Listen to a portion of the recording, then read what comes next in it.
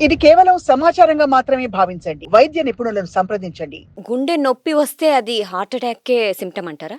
గుండె నొప్పి అనేది గుండె నొప్పి గుండెపోటు. గుండెపోటు గుండెపోటు వచ్చిన వాళ్ళకి గుండె నొప్పి యూజువల్‌గా ఉంటుంది. ఓకే. కానీ గుండె నొప్పి లేకుండా గుండెకి సంబంధించిన బాధ ఏదైనా అవ్వచ్చు. సో, గుండెపోటు అనే దాంట్లో అది ఒక భాగం. అంటే అది ఒక సింప్టమ్. అది ఒక లక్షణం. వేరాజ్ గుండె నొప్పి వచ్చిన వాళ్ళకి గుండెపోటు రావాలని రూల్ లేదు. అదొక చిన్న వార్నింగ్ లాగా వచ్చి ఆగిపోవచ్చు.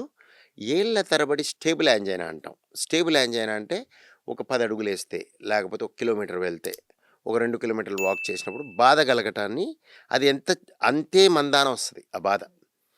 అంటే అది అది ఎన్ని సార్లు చేసినా అదే డిస్టెన్స్‌కి, అదే ఎఫర్ట్‌కి, అదే వర్క్‌కి ఆ బాధ కలుగుద్ది. అది బాధ అని గుర్తుపెట్టుకోండి. ఎందుకంటే అది నొప్పే అవ్వక్కర్లేదు. ఓకే. అందరూ ఏమవుతుంది, నొప్పి లేదు అంటారు. అడిగితే మంటొస్తుందండి, మంటొస్తుంది. దవడలు గుంజుతున్నాయండి, భుజాలు గుంజుతున్నాయండి, రకరకాలుగా చెప్తారు. అంటే ఒక మనిషికి ఒక రకంగే వస్తుంది. యూజువల్‌గా ఆ బాధ పర్టిక్యులర్ బాధ నేనన్న బాధ ఒకే రకంగా వస్తుంది ఒక మనిషికి. ఇంకో మనిషికి ఇంకో వేరే రకంగా రకంగా రావచ్చు. వస్తుంది. సో, జనరల్‌గా ఒక మనిషిలో అదే రకంగా వస్తుంది ఎన్ని సార్లొచ్చినా.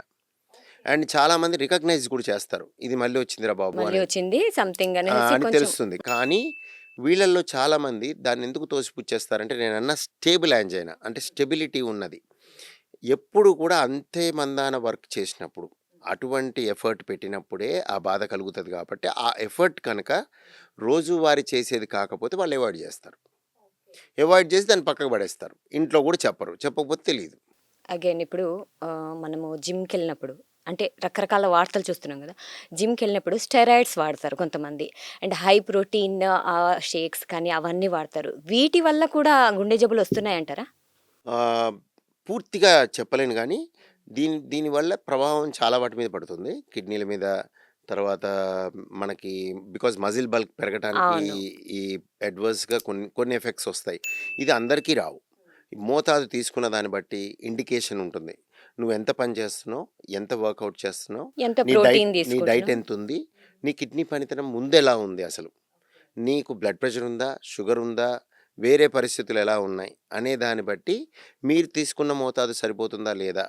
అనేది ఉంటుంది. ఇది యాక్చువల్‌గా ప్రాపర్‌గా డైటీషియన్‌తో కూర్చొని, ట్రైనర్‌తో కూర్చొని ఆహ్, ఎండోక్రైనాలజిస్ట్‌ని కూడా ఇన్వాల్వ్ చేసి, హార్మోన్ స్పెషలిస్ట్‌ని ఇన్వాల్వ్ చేసి ఇది ఎంతవరకు కరెక్టు ఇది తీసుకోవటం సో, అని నిపుణుల సలహాలు ఖచ్చితంగా. మేరకు చేస్తే ఇటువంటివి జరగవు. రెండవది మీ ప్రశ్నకి గుండెపోటొస్తుందా వీటిలతో అంటే ఇమ్మీడియేట్ ఎఫెక్ట్ ఉండకపోవచ్చు. లాంగ్ టర్మ్ ఎఫెక్ట్ ఉండొచ్చు ఒకటి. రెండవదేంటంటే ఇమ్మీడియేట్ ఎఫెక్ట్ మోతాదు ఎక్కువ. అంటే ఆ మోతాదు మనం తీసుకోం. Too much of hormonal this thing తీసుకుంటే గుండె వేగంగా కొట్టి ఏదైనా జరగచ్చు. అంత మోతాదు ఎవరు తీసుకోరు. సో, ఇది లాంగ్ టర్మ్ ఎఫెక్ట్స్ ఉంటాయి. జె అంటే ఓకే. అంటే ఆ రోజున, ఆ నిమిషాన జరగకపోవచ్చు. ఓవర్ టైమ్ జరగచ్చు. ఓకే. సార్ గుండె జబ్బులు జెనెటికల్‌గా కూడా వస్తాయా? ఆ! చాలా మంచి ప్రశ్నండి. ఇది ఉంటుంది. ఇది ఆశ్చర్యమేం కాదు ఇది గూడా. అంటే జెనెటిక్‌గా ఉండటం అనేది కాకపోతే ఆహ్, ప్రెడిక్టబుల్ సీక్వెన్స్‌లో ఉండదు. అంటే జెనెటిక్ డిసీజెస్ ఎలా ఉంటాయంటే ఆహ్ ఫాదర్‌కి ఉంటే? ఎక్స్ లింక్డ్ మీరు చిన్నప్పుడు చదువుకున్నట్టయితే సైన్స్‌లో X linked recessive, X linked dominant అట్లా ఆహ్, వై లింక్డ్ డిసీజెస్ అని ఉంటాయి. సో, ఇవి ఒక పర్టిక్యులర్ ప్యాటర్న్ ఉంటది. కింగ్స్ మూవ్ అంటారు. మీరు హిమోఫిలియా ఇవి మీరు చూసినట్టయితే హిమోఫిలియా ఇప్పుడు ఎలిజబెత్ మీరు క్వీన్‌కి వాళ్ళ ఫ్యామిలీలో ఉంటాయి. హ్మ్. అవేంటంటే ఫాదర్ మీరు ఇందాక అన్నారు. ఫాదర్‌కి, మదర్‌కి ఇద్దరికీ ఉంటే ముగ్గురిని కంటే ఎంతమందికొస్తుంది, ఎవరికొస్తుంది. అదొక ప్యాటర్న్ ఉంటుంది. దట్ ఈస్ జెనెటిక్ అది ప్యాటర్న్. Chromosomal something exactly. మనకి. Chromosomal abnormality. సో, అది ప్రిడిక్టబుల్. వేరాజ్ హార్ట్ విషయానికొస్తే ఇట్ ఈస్ నాట్ ప్రిడిక్టబుల్. అంటే ఆటోసోమల్ డామినెంట్ గానీ, ఆటోసోమల్ రిసెసివ్ గానీ, ఎక్స్ లింక్డ్ గానీ కాదు. అంటే వీటి విధంగా రాదు. సో, అంటే నువ్వు ప్రిడిక్ట్ చేయలేవు.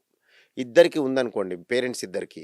ఇప్పుడు నలుగురిని కన్నారు. ఈ నలుగురిలో ఎంతమందికొస్తుంది, ఎవరికొస్తుందంటే నువ్వు చెప్పలేవు. చెప్పలేము. ఓకే. కానీ నీ ప్రాబబిలిటీ, నీ అవకాశము ఎప్పుడు పెరుగుతుంది అంటే ఎక్కువ మంది ఫ్యామిలీలో ఫస్ట్ డిగ్రీ రిలేటివ్స్ కానీ, సెకండ్ డిగ్రీ రిలేటివ్స్ అంటే అన్నదమ్ముల విషయంలో తీసుకున్న, హ్మ్. తల్లిదండ్రుల విషయంలో తీసుకున్న, మేనమామలు, మేనత్తలు, బాబాయిలు, మామలు ఓకే. వీళ్ళందరినీ తీసుకున్నట్టయితే వాళ్ళ పిల్లలు. సో, వీళ్ళలో ఎక్కువ శాతం మందికి ఎక్కువ శాతం మందికి గనక గుండె జబ్బు వచ్చి జబ్బులు ఉంటే ఉంటే వీళ్ళకి వచ్చే అవకాశం పెరుగుతుంది. పెరుగుతాయి. పెరుగుతాయి. ఇంకొకటి పై పై జనరేషన్‌లో 50 ఇయర్స్ లోపులో వచ్చిన వాళ్ళ ఎక్కువ మంది ఉంటే, వీళ్ళల్లో అది ఇంకొంచెం కిందకి మూవ్ అయ్యే అవకాశం ఉంటుంది. 40 లోపల వచ్చే అవకాశం ఉంటుంది. సో, జెనెటిక్‌గా తీసుకున్నట్టయితే ఈక్వేషన్ లాగా చెప్పలేవు గానీ, నీ ఛాన్స్ పెరుగుతుంది. సంథింగ్ లైక్ పేకాట. రాజు పడతాడా లేదా అని అడిగితే, తక్కువ మంది కూర్చుంటే ఎక్కువ ఛాన్స్ ఉంటది. ఎక్కువ మంది తీసుకుంటే తక్కువ ఛాన్స్ ఉంటుంది. సో, ఆ విధంగా మీరు దీన్ని కొలత చేసుకోవచ్చు. అయితే వాళ్ళకి సలహా అడిగితే ఏం చేయాలి అంటే, ఫ్యామిలీల్లో ఎక్కువ మంది ఇన్వాల్వ్ అయ్యి ఉంటే, ఫ్యామిలీల్లో హార్ట్ అటాక్స్ కానీ ఇవి ఎక్కువగా వచ్చి ఉంటే, వీళ్ళకి వీళ్ళు 20 సంవత్సరాల వయసు దాటినప్పటి నుంచి మగవాళ్ళు, ఓకే. ఎస్పెషల్లీ 20 ఏళ్ళు దాటిన వాళ్ళందరూ హృద్రోగ నిపుణుడిని సంప్రదించి వాళ్ళ కన్సర్న్‌ని, అంటే ఏంటి కన్సర్న్? మా ఫ్యామిలీలో ఉందండి. నాకు అందుకు వచ్చే అవకాశాలున్నాయి. ఉన్నాయి కాబట్టి నేను మిమ్మల్ని కన్సల్ట్ అవుతున్నా అనే దృక్పథంతో వెళ్తే, సరైన టెస్టులు చేసి దాన్ని బట్టి ప్రివెన్షన్ ఆస్పెక్ట్స్, అంటే వీళ్ళు ప్రత్యేకంగా వీళ్ళు జాగ్రత్త పడాల్సినవి ఏమిటంటే, ఊబకాయం లేకుండా, ఫిజికల్లీ యాక్టివ్ ఉండటం, ఇన్యాక్టివ్ సెడెంటరీగా లేకుండా, కొలెస్ట్రాల్ డైట్ లేకుండా తక్కువ కొలెస్ట్రాల్ తీసుకొని, ధూమపానం జోలికి, ఎనీ టొబాకో జోలికి వెళ్ళకపోవటం, మధుమేహం రాకుండా ప్రయత్నం చేయటం, వస్తే త్వరగా గమనించి దాన్ని, మధుమేహం అంటే డయాబెటీస్, సో త్వరగా రాకుండా చూడటం, త్వరగా ఉంటే త్వరగా పసిగట్టి దాన్ని అదుపులో పెట్టుకోవటం, రక్తపోటు రాకుండా ప్రయత్నం చేయటం, రక్తపోటు వస్తేనేమో త్వరగా గమనించి దాన్ని కూడా అదుపులో పెట్టడం, ఇవన్నీ చేసినట్టయితే మనకొచ్చే అవకాశం హుహు. తగ్గుతుంది. రెండవది వచ్చినా కూడా పోస్ట్‌పోన్ అవుతుంది. 10 ఏళ్ళు పోస్ట్‌పోన్ చేయొచ్చు. మీ జీవనశైలిలో మార్పుల వల్ల అవ్వచ్చు. నీ treatment interventions like cholesterol tablets, statins అని వాడతాం వీళ్ళల్లో. సో, ఇలాంటివి వాడటం వల్ల మీ జబ్బు పోస్ట్‌పోన్ అయ్యే అవకాశం ఉంటుంది. ఈవెంట్స్ అంటాం. ఈవెంట్స్ అంటే జబ్బు ఒక ఎత్తు, ఈవెంట్ ఇంకో ఎత్తు. ఈవెంట్ అనేది గుండెపోటు రావటం, ప్రాణాపాయం రావటం, ఓకే. ప్రాణం మీదకొచ్చి ప్రాణం పోవటం. సో, దాన్ని మోర్టాలిటీ అంటాం. సో, ఈవెంట్ అనేది జరగకుండా ఉండాలి. మీకు జబ్బు ఉన్నా ఈవెంట్ జరగకపోవటం ఒకటి, జబ్బే రావకపోవటం ఒకటి. సో, ఈ రెండిటిని పోస్ట్‌పోన్ చేయటానికి మన వంతు కృషి ఈ విధంగా చేయాలి.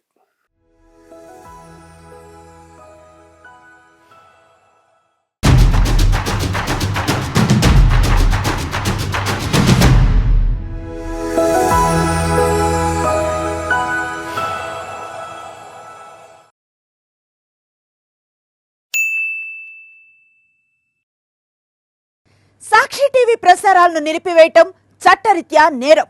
సాక్షి టీవీ ప్రసారాల కోసం మీ స్థానిక కేబుల్ ఆపరేటర్ను వెంటనే సంప్రదించండి. DTH లో, ఇంటర్నెట్లో కూడా సాక్షి టీవీ ప్రసారాలను వీక్షించవచ్చు.